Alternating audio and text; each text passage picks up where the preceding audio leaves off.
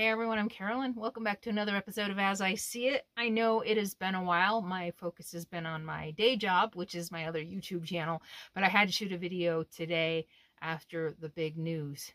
We have action, we have activity, we have a big, huge step forward in the former guy investigation, apparently. Whatever investigation it is, I'm sure everybody knows by now that Mar-a-Lago, which is the former guy's residence, was raided by the FBI yesterday. Yeah. So there's a lot going on about this. I wanted to touch on a couple of things. Number one, I wanted to talk about the legitimacy of this FBI raid because, of course, the Republican Party are denouncing it as just political corruption, and I'm going to talk about that too.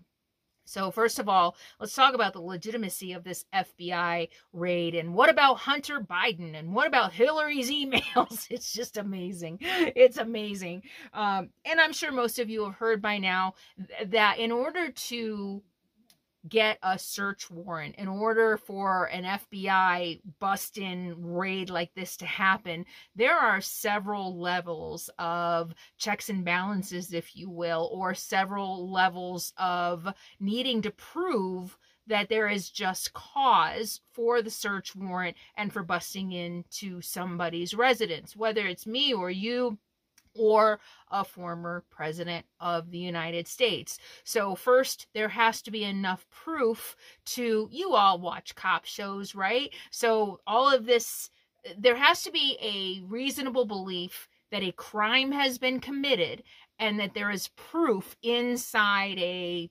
residence or whatever they got the search warrant for. So first of all, there has to be probable cause that a crime has been committed. They don't just, the FBI just doesn't say, yeah, well, we're just going to go fishing, you know, looking for something, hoping to be able to prove a crime. No, they have reasonable belief that a crime has been committed and that there is proof that that crime occurred within the domicile or whatever that they are seeking the search warrant for. So you've seen cop shows, right? They go to the DA and they're like, we want a search order, and the DA, or a search warrant, and the DA is like, what evidence do you have? And they like blah blah blah blah blah, and the DA is like, that's circumstantial, that's not enough, go out and get me more evidence, right? I mean, we've all seen those cop shows. So this is so interesting and so important because of what the right is saying. So number one, there has to be a reasonable belief that a crime has been committed. And then they have to take that, once they have gathered all their evidence, they then have to take that to a judge, right? And then the judge has to look at the evidence and say, okay, is there enough evidence to give this search warrant? And this is what happened. So there were multiple steps. First, the evidence was gathered that they believe that a crime was committed. They then take it to a judge and say, okay, we believe a crime has been committed. We believe we will find evidence, and therefore we need a search warrant. What say you? Here's everything we have. What say you, judge? Are you going to, do you believe the evidence is sufficient enough to show that a crime is committed and that we might find evidence of this? And if the judge issues the search warrant, the judge is saying, yeah, definitely, there's enough evidence here. I believe that a crime has been committed and that you will find evidence in this domicile that you are seeking to search, right? So this isn't just a run-amok Justice Department. And it also had to be written off by the Justice Department, the FBI, and of course a judge. So 3 layers of accountability there. So the right wing is like, you know, the Justice Department is run amok, and not to mention that Christopher Wray, the head of the FBI, is a Trump appointee. Of course, that doesn't matter to the Trump supporters because they believe anyone, this is a sickness, this is a cult. They believe anyone who doesn't align or fall into place or defend Trump, regardless of, I mean, it could be Ivanka Trump at this point, right? If she all of a sudden decided to come out and say, yeah, you know what, my dad did these things, they would think that she has turned on her father. They wouldn't believe her. They wouldn't believe her. They would just think that the deep state got to her, which is what they think about Christopher Wray. They believe that he's just part of the deep state, that they hate Trump so much that they're willing to do anything and everything to make sure he doesn't run again, because he is our almighty savior. It's a cult. I saw a really interesting video yesterday about, it was a few years old. If I can find it, I'll put it in the video description. It was about the cult of the religion, how they use religion and everything, the Trump of cult, the cult of Trump. So it doesn't matter to the right wing that Christopher Wray, the head of the FBI, is a Trump appointee. No, they don't care, because according to them, again, as long as if you do your job objectively, you're not objective at all. You're part of the deep state. So that's what I wanted to talk about first. This is a very legitimate search warrant. This was a very legitimate, gone through several layers of accountability raid.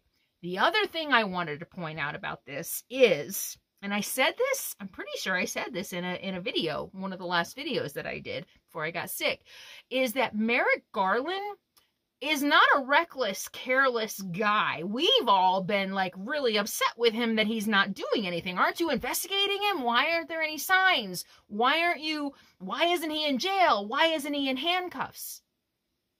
And everybody who knows Merrick Garland, all the interviews that I've seen, says he is a very meticulous, very thorough, very systematic, he's also a by the book kind of guy. And I did talk about this in a video. One of the things I said is there is a lot. He had to consider a lot before signing off on this, because of the political implications of it. This isn't just you or me. You know, this is a former president. So the fact that he signed off on this, that he gave it the green light, the head law enforcement guy in the whole country said, yeah, we got to do this. There is something there, folks. There's got to be. He had to make sure he couldn't be sloppy. He couldn't just, regardless of what his political leanings may be, and of course, this is something that the Trump world doesn't have. And I've said this since the beginning when Trump was probably running. Most of us, or maybe at least the people in certain positions, are professionals, right? Judges, for example, are professionals. They are judges because they believe in the rule of law. They believe in the Constitution, until recently with Clarence Thomas, I think. But we believe that those of us who think, and maybe who have had jobs where we had to do our jobs despite our personal beliefs, most of us understand that you can separate the two, as much as a human being is able, of course. And that is what the Trump world has always been missing. They don't understand the ability to be able to separate what's right for the general good or for the country versus my personal beliefs.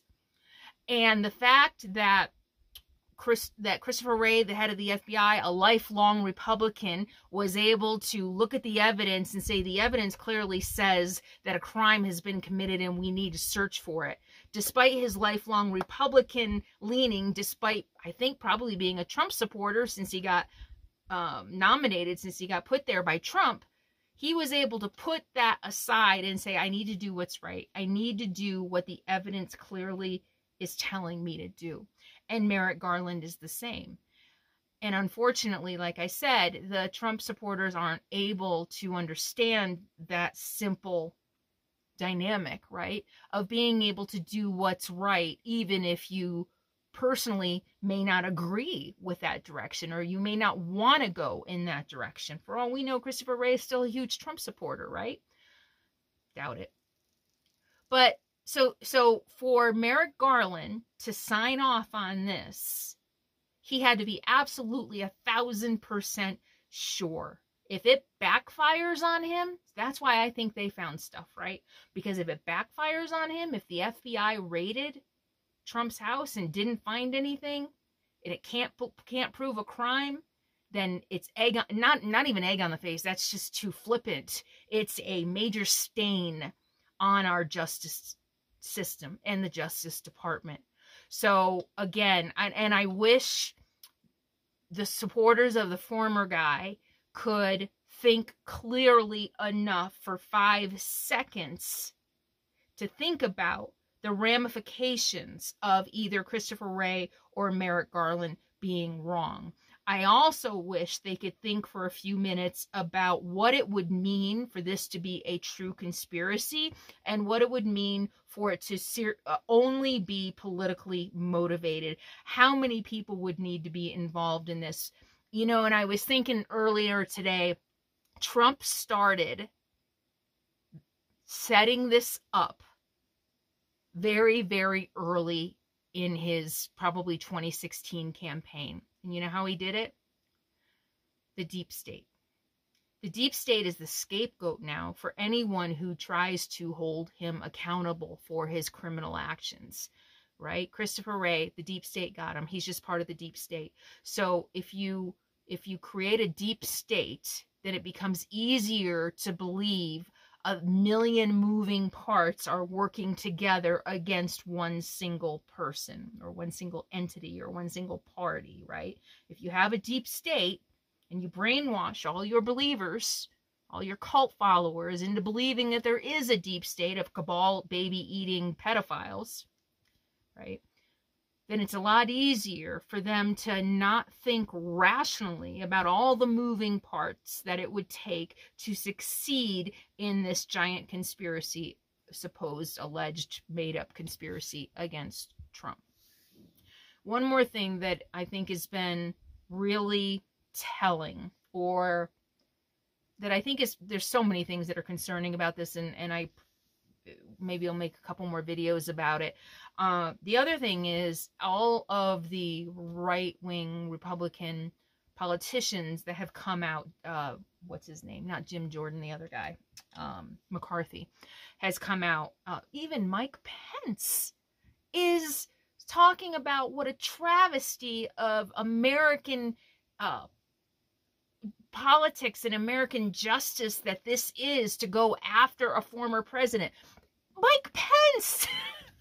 Trump wanted him dead, and he's...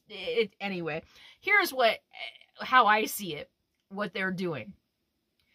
They are saying that the Justice Department, that we're heading down a slippery slope of authoritarianism. Of course, they're calling it Marxism and fascism, and what they're talking about really is authoritarianism, which is what Trump would do if he gets another chance, what a lot of them would do if they get a chance.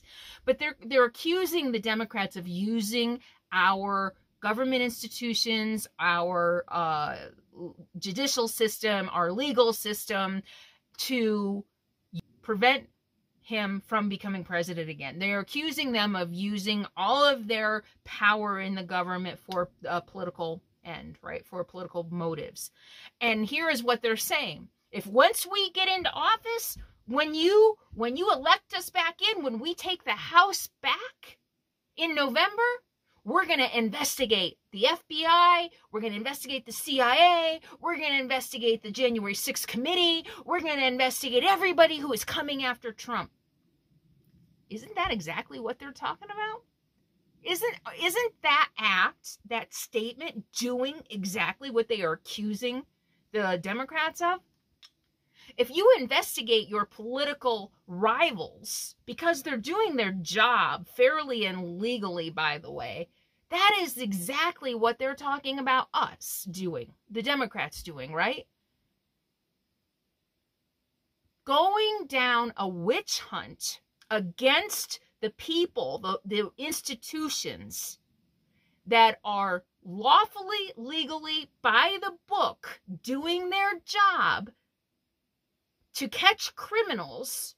Your threat to go after them is doing exactly what you're accusing them of doing. Using your power for political purposes and political gain. That's authoritarianism. Think about that, because that's how I see it. Leave your thoughts below, and I'll see you next time. Thanks for being here. Bye.